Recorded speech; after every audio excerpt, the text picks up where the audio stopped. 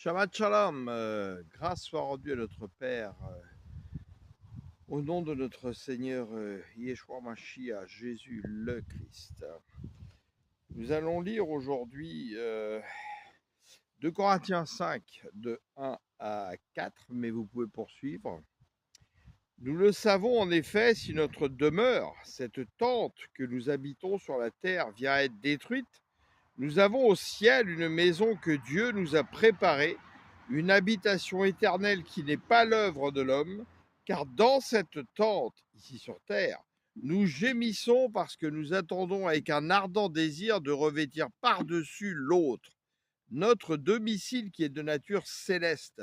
Si bien sûr cela se produit tant que nous sommes encore vêtus de notre corps, et non quand la mort nous aura dépouillés. En effet, nous qui vivons dans cette tente, nous gémissons accablés parce que nous voulons non pas nous dévêtir, mais revêtir un vêtement par-dessus l'autre.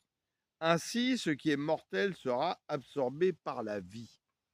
Alors, quand on parle justement de notre tente, eh bien que la parole dit aussi, élargissez vos cœurs, comme on dit à l'époque, élargissez les cordages de votre tente, parce que Dieu veut habiter dans notre cœur. Et donc, toute cette parole-là nous montre que le Saint-Esprit, lui, ne forcera jamais les choses. Nous devons vouloir nous dévêtir pour revêtir cet habit nouveau que nous avons reçu par le baptême de repentance, le baptême d'eau adulte, qui est un choix, par la renaissance d'en haut, nous sommes marqués par le sceau du Saint-Esprit, et où enfin, le vin nouveau, donc la bonne nouvelle, l'évangile, va pouvoir être mis dans des nouvelles outres pour pas que les outres explosent et que le vin nouveau, justement, soit répandu à terre et gâché.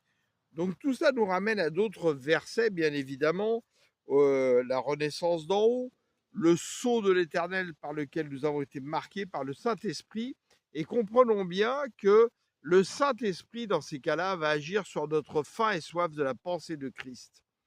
Au début, nous sommes nourris par le lait pur de la parole, mais ce sein qui nous donne du lait pur comme à un enfant,